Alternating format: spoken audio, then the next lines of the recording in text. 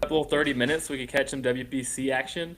Not nothing too crazy on today's episodes. Keep it nice and short so we can go watch the game, but didn't want to go a week without it. But yeah, week 5, we're already in it. How we feeling? Feeling good, man. Episode 9, it's crazy. These are flying by now. Now we got on a roll here and doing it weekly. It seems like we're stacking them pretty quickly. But yeah, really good week. A bunch of games on tap for all of us. I think we put together, I think, almost 20. Dang, didn't even last 40 seconds. It Brutal must be. scenes. It must be this I podcast told, thing. yeah, We'll meet brutal on scene. Google and he'll be fine, and then there he goes. So Brutal scenes for my guy. man, But yeah, awesome week, awesome weather week with the upcoming crappy weather coming up. So that was good to see. Yeah, excited to talk another fun one. yeah. I know we just talked about it, but over 20 games amongst the staff. Loaded scout blog this week, nearly 50 guys in it. Make sure you guys are tapped in there on that GHSA tab on the website. Scout blog, pretty much getting updated Wednesdays, Fridays, and Sundays. So I know we got a lot of good stuff there. We kind of unpack all of it, and then we got the daily recaps rolling out. They're kind of fun, short, kind of makes you think about the game a little bit the morning after, and those have been really fun for me at least to put together, just to kind of look back at your notes and kind of see what you saw. So I've enjoyed doing those, and yeah, those are on there pretty much daily. Yeah, the roundups have been sweet. I actually have been enjoying them more. You could kind of touch on a lot more guys like in a non like scouting look. Yeah, with the Obviously, it's high. standouts. I mean, it's high school baseball. Obviously, so you can talk about everybody. Not everybody's a next level player, but they have huge impact in games every night. So, pretty cool to touch on that as well. So that's been fun. Yeah, and it Oh, oh, we're oh! back. He returns. That 40 was seconds, that was brother. pretty short. 40 seconds. I looked up and I said, "Wow." Yeah, it said four, so I guess 40 is a little bit better. Yeah, we didn't do anything crazy without you. But yeah, it's been fun. People tuning in, kind of giving us the shout outs at the park. It's been rolling pretty good. Going out to some different spots. I jumped out to Heard County this week, and some of the Central guys were like, "Where the heck have y'all been?" Coach Presnell's tuned in, and we hadn't seen them in 14 games, which is surprising. Avery, especially for you. I mean, me too. I opened up the season with them last year, and then Ian had them on the schedule for Wednesday. Wednesday, but he ended up switching to go to South Georgia because that got moved from Thursday. So I went to Heard County. Anyways, fun team. Appreciate coaches and everybody tuning in. Avery, I told him that you'll be out there Harris County series though, so plan on that. All right, well, Oh, sweet. yeah, I'll Well, be there. man, that was bad delay. I thought I was giving you some time there, but we'll jump into to week 5. For me, I where did I just say I kicked off the week at? The Heard County was the first one for me. No, Fellowship. Jumped over to Yeah. see Fellowship in North Paulding first for me, and it was a cool week for me. I know I told you guys, but seeing North Paulding, Walton, Cherokee, and Buford all in the same week was just a really good kind of to get the full picture of the 6A classification. Seeing where especially Buford and North Paulding stack up, and shout out to the North Paulding guys. They said we weren't giving them enough love. I heard them chanting out in the outfield. Their little chant they had going on. I heard them say PBR's got us at 2. Let's show them why we're 1. And I think that's going to be happening this week. Not that we were ever sleeping on them. We know those guys can play, but give them some love. That was a good game against Fellowship. Really put together a team. We were just talking about. I think the lineups you've seen are different than what I've seen, and they got it done regardless on both sides. So talk about a deep squad there. It's gonna be fun to watch that 6A shake out. I think that Buford's lineup is pretty deep. I worry about their pitching a little bit without Dexter, but getting Dexter back and having him in Dexter mode, I think, might give them a slight edge when it comes to the whole classification. But yeah, for me, it was just fun to see those 4 teams all in the same week.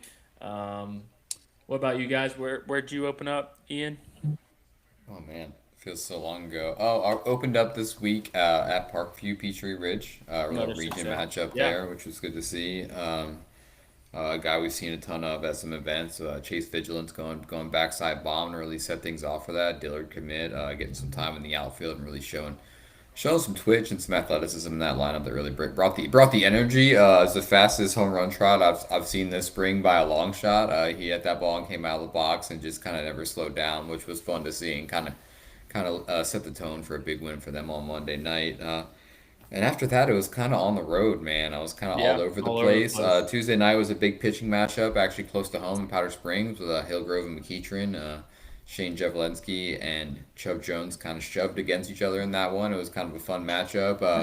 I was at this matchup last year, saw Chubb bump 97. He kind of was juiced up, and he kind of brought that same juice this year. Went complete game. They took the lead in the fifth, and he punched out five of the next six via strikeout. Just kind of like took over at the end, was bumping 95s in the sixth.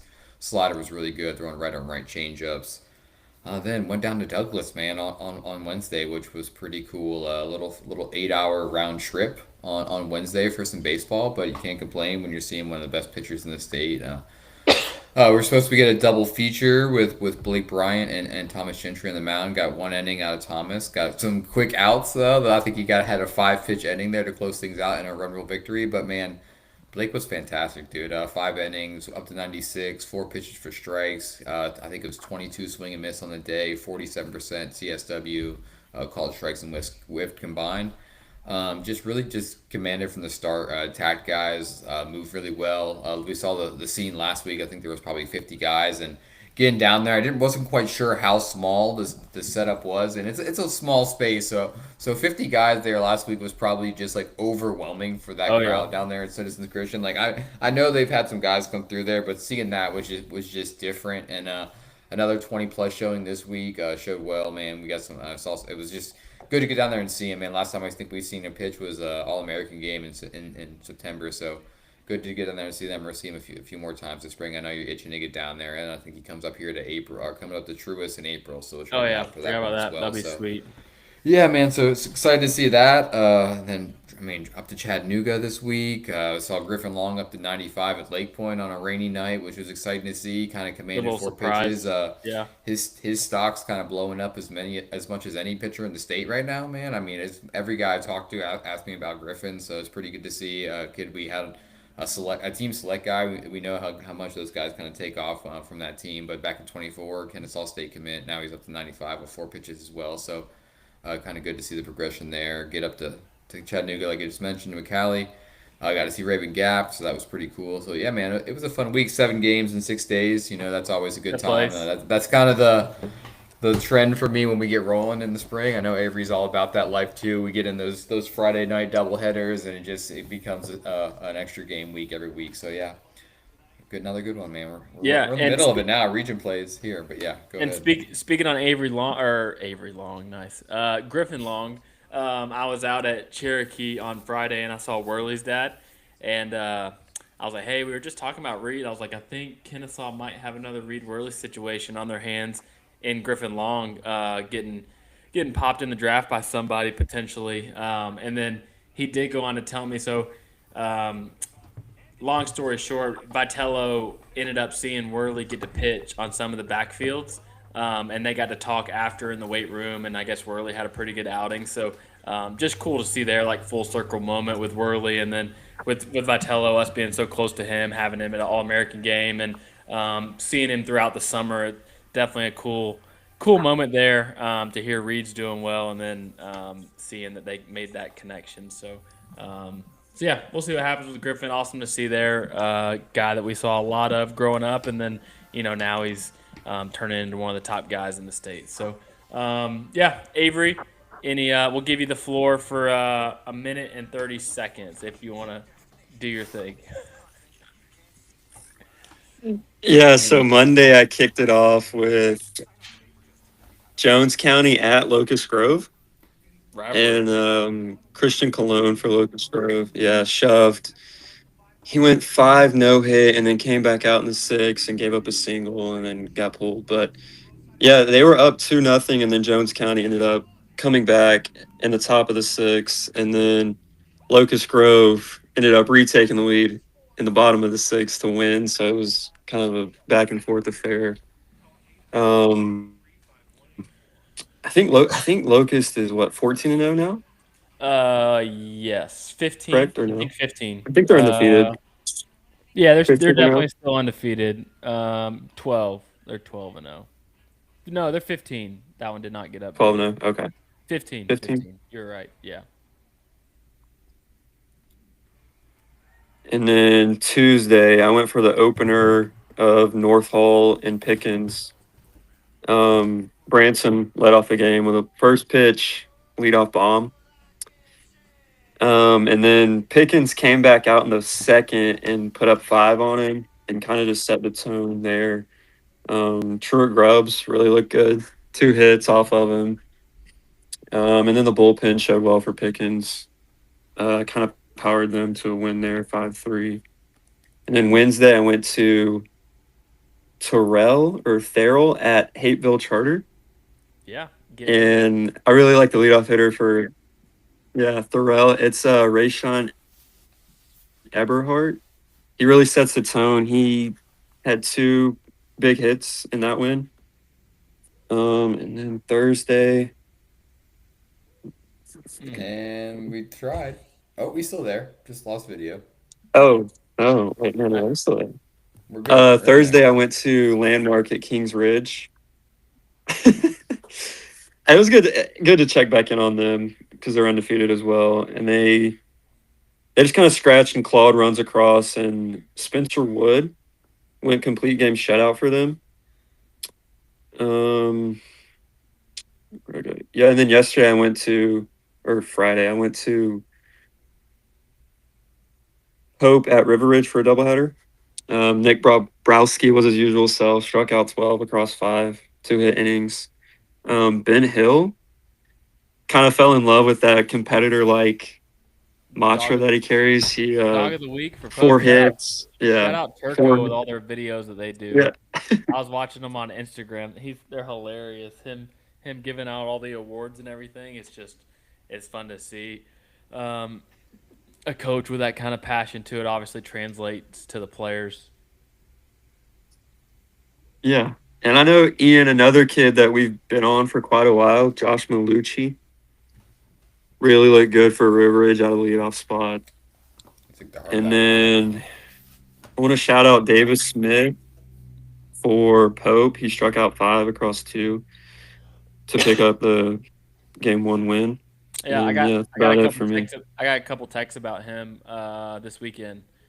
So good to see there. I think he's got a lot more in the tank. A guy we saw a lot of. Got to see him at preseason All State. So yeah, bit of a late bloomer on the mound. I think he's just scratching the surface on Velo too. So if he can keep doing that, that'll be big for Pope.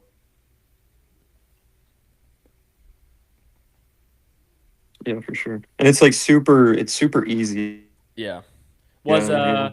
I didn't even ask you, but was Wimbush playing? I come to find out a lot of them were sick when I saw them at Creekview that day. Okay. Yeah, Winbush didn't play either of the 2 games. Oh yeah, so he might still be sick. Dang. Yeah, there's stuff going around still for sure. Yeah, all good stuff there. Touching on a few of mine.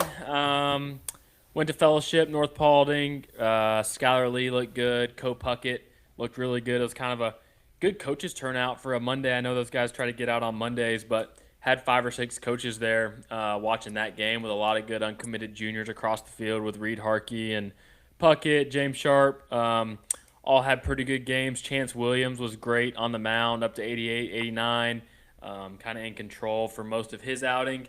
And then, yeah, Co hit a big bomb, and then North Paulding ended up kind of not running away with it, but got a couple big hits late to kind of seal the deal there. But shout out to Fellowship playing them in a midweek like that, getting tuned up for their region play. So, yeah, good one there. And then went to Heard County Central at Heard County. Was excited to see Central. Like I said, couldn't kind of surprised it took us 14 games to go see them, but really didn't miss a beat. Happened to get Trent Harrison on the mound, junior future gamer with that whole group with him and Grant and Asher Allen. He was up to 83, 84, competed in the zone, gave up one big inning, 3 spot, but then they answered right back, and then he ended up coming back in and kind of settling down and went the majority, and then Warren Hawksworth came in and closed it out. But Grant Chafin had a double. He's hitting over 500 on the year, 29 for 29 on stolen bags, which is pretty insane. So he's playing well. Grayson Parker was kind of the pop-up guy for me. Coach Presnell said, "Hey man, like you're gonna like this kid," and sure enough, he goes 3 for 3 with a double, 6'1", 6'2", left-handed bat. So just another young guy in the lineup for Central to keep an eye on. Asher Allen had a bomb off of their 20-foot tall, almost bomb off their 20-foot tall fence. I think it was like 330 dead center. Quite the unique setup at Heard County, but it was kind of cool. There was really only one side of bleachers, and then away team, you're either bringing your chair standing or you're sitting with the home fan. So kind of a unique setup. Shout out to the what is it? Hometown? Is that the West Georgia media guys that we always post? I think it's Hometown Sports. I think they had three Mhm. broadcast teams there. They had Centrals, who I'm sure you heard on all my tweets, which he's awesome. He calls all their games. And then you had another West Georgia guy, and then I think you had the Heard County guy doing his own. So you had three different guys calling the game, which is cool. But yeah, that How was a about good one that? there. And then jumped over to Buford on Thursday for Loganville. Kind of the first kind of big time Power 25 matchup I've got to see this year. And yeah, it was good to see Loganville ended up closing it or got the winning run in the seventh to go up 5-4. Buford had their chances, but ended up Caden Kiros ended up shutting it down. A lefty. Have y'all seen him, Avery? If y'all hadn't seen it, he's a Piedmont commit, I Yeah, think, or is he JUCO? he threw a little bit at GVC. Yeah. Well, he's up to 89 from the left side, like a high three-quarter slot. So he'll be big for them. Trip Sapp had a barrel. Leo Garcia, first look at him this year. Thought he got him one dead center, 380, 390 with a tall fence at Buford, but wind was blowing in, brought it right back in. Gorvet ran it down in center, and then he ended up having a barrel later in the game too. But fun matchup there with Sapp and Garcia at short. Lockett had a backside double to lead the game off. So yeah, it was good to see them trying to see where everybody stacks up amongst each other, and then closing it out with the Walton Cherokee doubleheader. Got some pretty fun action there. Kind of a pitcher's duel in game one between Jacob Sabora and Daniel Head, and then Killamit ended up coming through, and Adrian Pulido to make it 2-0 for Walton. Um, and then Huddy Will thought he got him one to tie the game, but had some topspin and ended up being a double. But heck, Walton comes out and strands runners on second and third with no outs, trailing two in the fifth or sixth. Rylan Lamance looked awesome, two singles. He actually made a diving play to his left with runners on second and third in that inning to keep the runners there and to get the first out. Looked back the guy at third and made the out. So yeah, big Rylan fan. Have been for a while now, but I think it's really starting to click for him. And then yeah, Cherokee ends up coming back, ties it up. Couple little, I mean, just beat me out singles almost from a couple guys, and then Walton had an error trying to get Huddy Will at second. Actually, they intentionally walked him. Huddy Will went charging a second, and they made the error there and they walked it off. Walton did bounce back in game three. Bit of a slow start, but then the offense exploded a bit. Ledger Jones looked great. Another guy we talked about a lot in this preseason. He found his way into the two-hole by the end of the day. He was towards, I don't know, 7 or so in game one, and then they bumped him up to the two-hole. In game two, had a double and a single on the night. Squared up, pretty much everything he saw. Logan Weidman hit probably a 430-foot bomb. All of it was out in a hurry. Who else? Drew Steinman looked good behind the dish for Walton. One of two sophomores in that lineup with Ledger. So yeah, very comparable teams. I know we talked about this a little bit, but pitching it's just going to come down to pitching for most of these guys. Buford can hit. Cherokee can manufacture runs. Walton can hit. North Paulding can hit. I think North Paulding just has the edge on the arms right now, in my opinion there. So yeah, that rounded out my week. Probably my busiest week of the spring yet. So it was fun. Anything else on week 5 we missed? Anything team wise? What you think, Hillgrove? I mean, lineup wise, how did they look? I know obviously they were facing Chubb, but anything surprise you Yeah. there?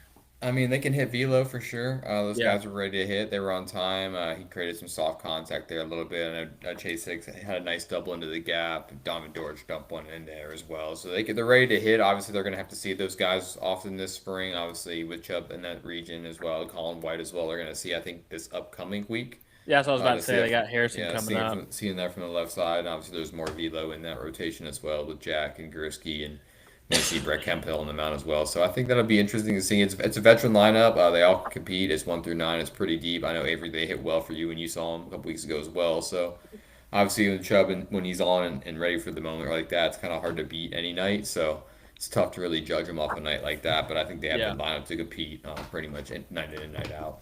yeah. I mean, honestly, 1 through 10, like in that 6A group, like all the lineups are pretty comparable. Like I think Yeah. McEachern gets the edge because they have Chubb. Like Malachi's been swinging it well. Hillgrove hits, Harrison hits, Walton hits, Cherokee hits, Denmark hits. So like, it's just going to come down to who makes the least amount of mistakes, throws the most strikes, kind of the name of the game there. But I just had something else in my mind that I was about to talk about. North Hall Pickens series that ends up going game 3. North Hall gets the win. Game 2, what 6-0, Avery? 6-0, yeah. Yeah, and then game 3, I haven't gotten the recap yet or looked at it yet, but went 8 or 9 innings into extras. Win 9, yeah. Cam Um, Jenkins walked it off, bottom of the ninth. Dang, man. So yeah, that I think that sets the tones there for that region. But you look at the competitiveness; they're pretty comparable teams. But you have to mention, no, did AJ Rice didn't make an appearance at all? Is that right, Avery? He hit. He did not pitch. Got it. So we're still sick. No arm lingering there, or do we know? No, he'll probably go this week, I'd imagine. Um, Always good to stir some stuff up there. But yeah, that was an impressive. Avery's getting Impressive. text about that immediately. And we know they're watching. We got the shout out from Ian shouting out their concessions. So we know they're probably watching. But no, all fun there. Coach Flo and Coach Adams or Coach Williams are two of the fun ones to always talk to in the state. Both competitive teams. It's going to be fun to watch that 3A division shake out. So any other big region matchups? I know we obviously saw a handful, but any other Oh, one? I wanted to mention Noah Harris. Yeah, that plays. That looked kind of electric Yeah, because yeah. it was 84, 86 when I saw it the first week, and so now it's like kind of crazy. I might have to go see that again for sure. But Yeah, that one's fun. I mean, we saw those kids when they were 14, kind of circled them both. And then sure enough, we saw them this preseason, like we said, mid 80s. And I literally told Noah as we were walking off, like 90 in the tank come April, May. And he's like, yeah, for sure. And then sure enough, he does it in March. So, yeah, they're just so much to tap into in the frame. They're so athletic. I think he went off hitting too that day. We sent a guy over there to see them. Um, so yeah, circle the names. Landon, Noah Harris. Those are going to be 2 to follow into the summer. I think we're going to get them for MPI with CBU, so that'll be huge. I think they'll get a lot of eyes on them there. We usually have a great coach. Pretty much everybody that's not playing in a super will be there. So anybody else? Good shout out there, Avery. Anybody else that we sent out guys to see that we didn't touch on? Um, I was trying to pull up the games. We had a couple guys running around. I mean, I mean, we don't really. I mean, we're just learn. Never mind. I'm not going to do it. But never mind. Never mind. I'll leave it alone.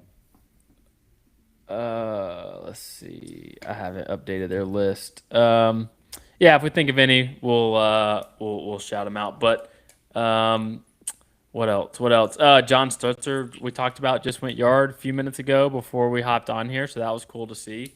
And then the 2021 Junior Future Gamer Cole Johnson is uh, is going viral right now for robbing the game-winning home run versus Tennessee. What about that? Yeah, it's the only thing on Twitter currently. I know that we're all waiting for this DRUSA matchup, but I mean, stinks for the Tennessee hitter. Obviously that's a big moment. You think you get it. Obviously, I mean, the ball. I mean, hitting it into the trees to left there. The ball. It's like Oh, 350, I believe. it's a shot. It's Yeah, a shot. So it was in you there. Yeah, think you multiple got it. times. Obviously, to get it poached at the wall like that's a tough scene for him with off a bat slam. But yeah, good for Cole, man. I knew he was gonna get there and compete. Obviously, his bat really kept him in the lineup so far this year. He's been swinging it extremely well. But if he can bring that kind of defense, obviously we saw him bringing plus defense in center last year. So it's good to see him And who was I doing talking this with? now. Oh, I was talking with Divine at one of the games, and Cole's always been with Divine. Um, but it's just crazy to go back and look at that 2021 Junior Future Games team. You have Terrence Bowen, who's starting for Oklahoma State every now and then. You got Cole Johnson, Brady Chrisman, who's down at Southern. Um, who else? But yeah, it's just crazy to see the kid. I mean, Cole Johnson was obviously he's 14 years old, but I went back and like looked at Cooper Underwood was on that team. Yeah, just crazy to see them progress like they have, and now Cole's Eston. yeah, Eston, same way. But and Cole's like he's like, which I haven't seen him in a while, but he was back then. He was so quiet, didn't really say much, and then you just sneak on to a SEC line, not sneak on to, but you just find your way into that SEC lineup, and yeah, he's running Performance with it link. for sure. Yeah. Um, Anybody else we need to touch on? We did send a guy over to Colquitt County for a little region matchup there. Bryce Roberts was awesome out of the leadoff spot for Colquitt, kid that we've seen a lot of. We got to see him in the fall when we did that event at Colquitt. Don McCann's over there now. Looked like he took some good swings. So good matchup there. Hank Drew nearly had two bombs on the night. One got robbed. So he's a guy that we got to see at a young age as well when we were down there doing a preseason event. So he's going to be a guy to follow this summer. Ended up with a home run, pair of singles, I think. Intentionally walked a handful of times. So funny kid too, good kid. He was like made that trip memorable when we were down there. Yeah. What something I can't something happened like with the hack attack or no, because we didn't do hack attack then, or jumping or something. But anyways, he was just fun to talk to. He'll be good to see this coming up this summer with Wow Factor. Lowndes did get the sweep there over Colquitt. I think that's back-to-back sweeps for them against Richmond Hill and Colquitt. So looks like they're making their usual run in region play after dropping one to Lee County. So expect them to be back at it where they always are. But yeah, we'll jump into some Peach performers. 801, haven't gone too crazy today. Yeah, Peach performers. Ian, I know you had some tough I decisions, mean, but I don't know. Three-way tie, but no. I give a big shout out to Blake Bryan. I mean, second outing of the year, five strong, I believe, 11 Ks, 11 or 12 Ks in that outing, 22 whiffs, like I mentioned earlier. Just up to 96 on the second outing of the year, fresh off basketball season. It's impressive to see. Kind of talking to the pro guys before, like they thought he'd be ready early in the season, and sure enough, he's came out looking as good as we've ever seen him. So. Yeah, I think that's an easy decision for me there. He's put himself in that conversation to be like a potential day one draft guy going into this summer. So pretty awesome to see. I was talking to Coach Corum a little bit about that pregame.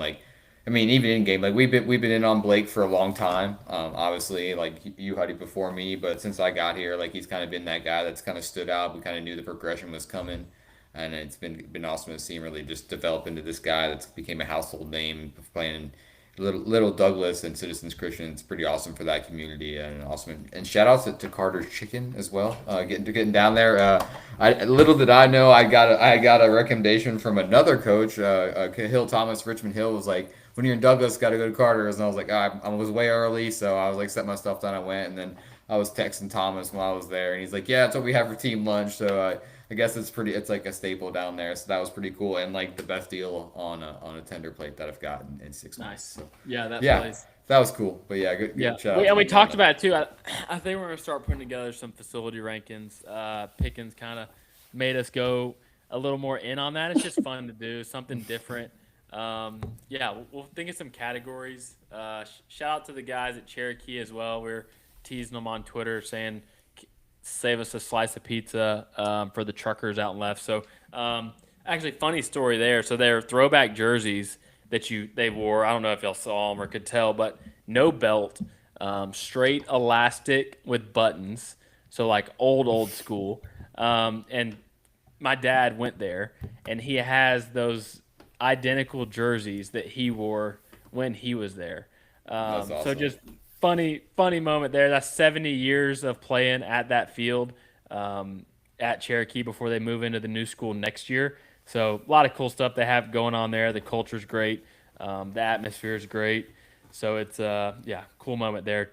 Coach Thomas was stressing on the unis. He said he ordered them over the summer, and they just came in Monday. So Oh man, he was stressing. They had the red undershirt with like the logo of their field on it, saying like 19 whatever it was to 2026. So yeah, cool addition there. Avery, Peach Performers, what you got? I'm gonna go Nick Bobrovsky. I said it earlier, but 5 innings, 2 hits, no earned, no walks, 12 Ks. But I Yeah, mean, it was kind of a tough decision because that would be 1A and my 1B would be Ben Hill. Reach base 6 times, 3 doubles and a single. yeah. So that, but yeah, I'm going Bob. Okay, I love it. The old Georgia Southern Eagles could use them some Bobrovsky right now too. I think on the mound as well. He could go down there. Anybody could use Bobrovsky on the mound, man. That's true. He's getting outs at so many levels with That the is stuff. Yeah, true. it's so fun. It's so fun to watch that kid pitch. I mean, an easy Peach Performer there for and I don't think we've ever seen him not Uh, shove. That's Whether it was true. in the summer, he was up against Contreras on opening night, pitched well. Like it's just he competes.